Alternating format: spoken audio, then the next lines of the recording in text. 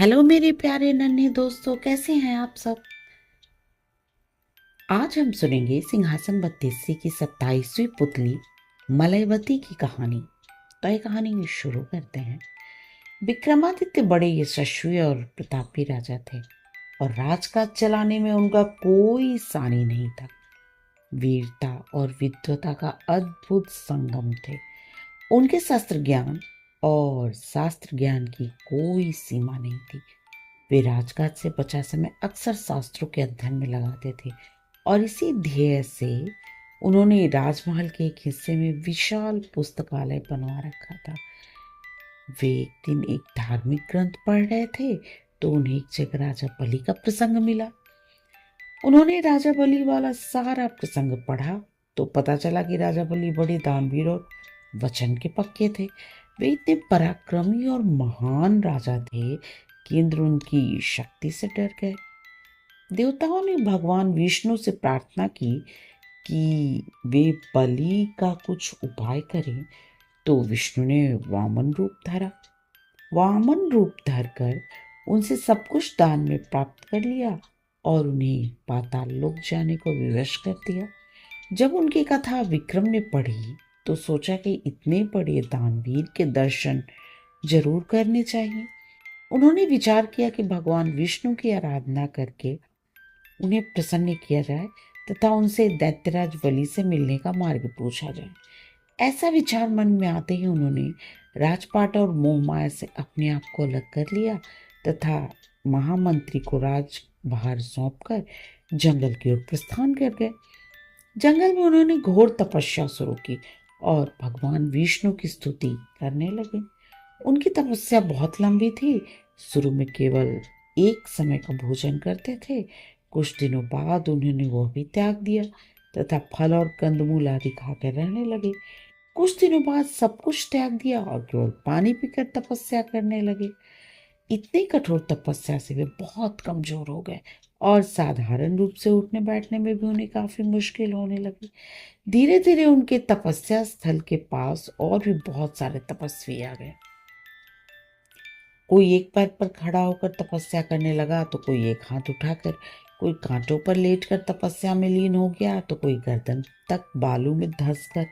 चारों ओर सिर्फ ईश्वर के नाम की चर्चा होने लगी और पवित्र वातावरण तैयार हो गया। विक्रम ने कुछ समय बाद जल भी लेना छोड़ दिया और बिल्कुल निराहार तपस्या करने लगे।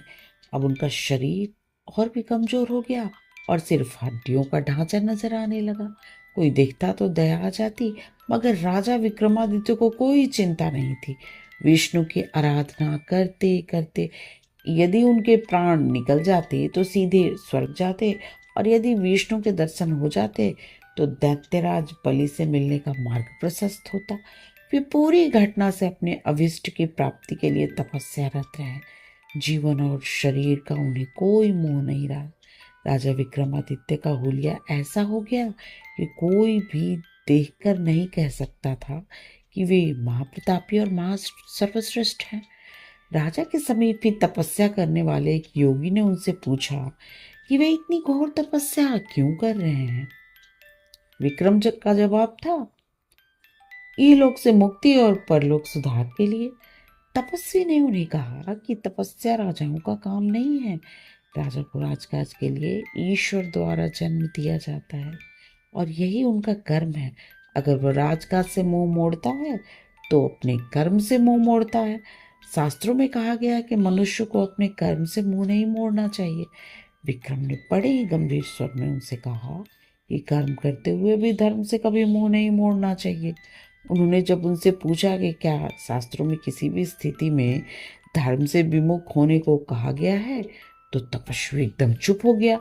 उनके तर्कपूर्ण उत्तर ने उसे आगे कुछ पूछने लायक नहीं छोड़ा। राजा ने अपनी तपस्या जारी रखी। अत्यधिक निर्बलता के कारण एक दिन राजा बेहोश हो गए और काफी देर के बाद होश आया। वो तपस्वी एक बार फिर उनके पास आया और उनसे तपस्या छोड़ देने को कहा। उसने कहा कि चूंकि राजा गृहस्थ हैं, इसलिए तपस्वियों की भांति उन्हें तप नहीं करना चाहिए। गृहस्थ को एक सीमा के भीतर ही रहकर तपस्या करनी चाहिए। जब उनसे राजा को बार बार गृहस्थ धर्म की याद दिलाई और गृहस्थ कर्म के लिए प्रेरित किया तो राजा ने कहा वे मन की शांति के लिए तपस्या कर रहे हैं। तपस्वी कुछ नहीं बोला और फिर तपस्या करने लगे। कमजोरी तो थी ही, एक बार फिर से अचेत हो गए। जब कई घंटों तक होश में नहीं आए तो उन्होंने पाया कि उनका सर भगवान विष्णु की गोद में है। उन्हें भगवान विष्णु को देखकर पता चल गया कि तपस्या से रोकने वाला तपस्वी और कोई नहीं, स्वयं भगवान विष्णु थे। विक्रम ने उठाकर उन्हें साष्टांग प्रणाम किया तो भगवान ने पूछा वे क्यों इतना कठोर तप कर रहे हैं। विक्रम ने कहा कि उन्हें राजा बलि से भेंट करने का रास्ता पता करना है। भगवान विष्णु ने उन्हें शंख देकर कहा कि समुद्र के बीचों बीच पाताल लोक जाने का रास्ता है। इस शंख को समुद्र तट पर फूंकने के बाद उन्हें समुद्र देव के दर्शन होंगे और वहीं उन्हें राजा बलि तक पहुंचने का मार्ग बताएंगे। शंख देकर विष्णु अंतर ध्यान हो गए। विष्णु के दर्शन के बाद विक्रम ने फिर से तपस्या के पहले वाला स्वास्थ्य प्राप्त कर लिया और वैसे ही असीम शक्ति प्राप्त कर ली। शंख लेकर वो विष्णु के पास आए और पूरी शक्ति के साथ शंख फूंकने लगे। समुद्र देव उपस्थित हुए और समुद्र का पानी दो भागों में विभक्त हो गया। समुद्र के बीचों बीच अब भूमि मार्ग दिखाई देने लगा। उस मार्ग पर राजा आगे बढ़ते रहे। काफी चलने के बाद वे पाताल लोक पहुंच गए। जब वे राजा बलि के महल के द्वार पर पहुंचे तो द्वारपालों ने उनसे आने का प्रयोजन पूछा। विक्रम ने उन्हें बताया कि राजा बलि के दर्शन के लिए मृत्यु लोक आए हैं। एक सैनिक उनका संदेश लेकर गया और काफी देर बाद उनसे आकर बोला कि राजा बलि अभी उनसे नहीं मिल सकते हैं। उन्होंने बार बार राजा से मिलने का अनुरोध किया पर राजा बलि तैयार नहीं हुए। राजा ने खिन्न और हताश होकर अपनी तलवार से अपना सिर काट लिया। जब प्रहरियों ने एक खबर राजा बलि को दी, उन्होंने अमृत डलवाकर विक्रम को जीवित करवा दिया। जीवित होते ही विक्रम ने फिर राजा बलि के दर्शन की इच्छा जताई।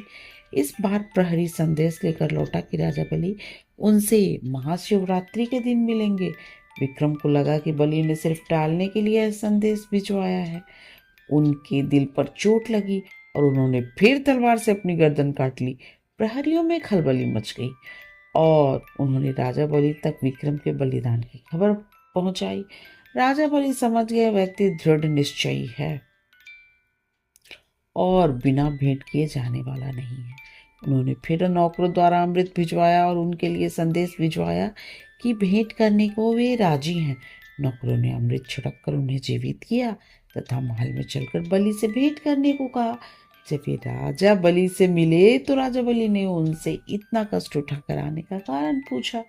विक्रम ने कहा कि धार्मिक ग्रंथों में उनके बारे में बहुत कुछ वर्णित है तथा उनकी दानवीरता और त्याग की चर्चा सर्वत्र होती है, इसलिए वे उनसे मिलने को उत्सुक थे। राजा बलि उनसे बहुत प्रसन्न हुए तथा विक्रम को एक लाल मूंगा उपहार में दिया और बोली कि वो मूंगा मांगने पर हर वस्तु दे सकता है। मूंगे के बल पर असंभव कार्य भी संभव हो सकते हैं। विक्रम राजा बलि से विदा लेकर प्रसन्नचित्त होकर मृत्युलोक की ओर लौट चले। पाताल लोक के प्रवेश द्वार के बाहर फिर वही अनंत गहराई वाला समुद्र बह रहा था। उन्होंने भगवान विष्णु को दिया हुआ शंख फूंका तो समुद्र फिर से दो भागों में बट गया और उसके बीचों बीच वही भूमि वाला मार्ग प्रकट हो गया।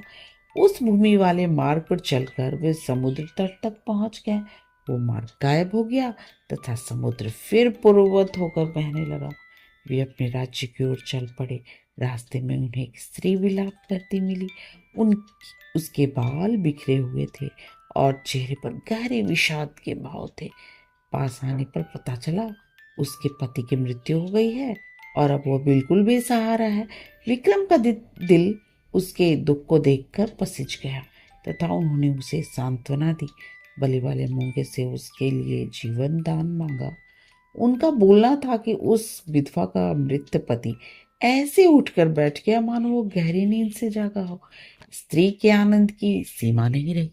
बच्चों, अगर आपको ये राजा बलि की कहानी पसंद आई तो प्लीज मेरे चैनल को सब्सक्राइब कीजिए और मेरे प्यारे नन्हे दोस्तों, आप आराम से सो जाइए और सपनों की दुनिया में खो जाइए। गुड नाइट मेरे प्यारे नन्हे दोस्तों, गुड नाइट।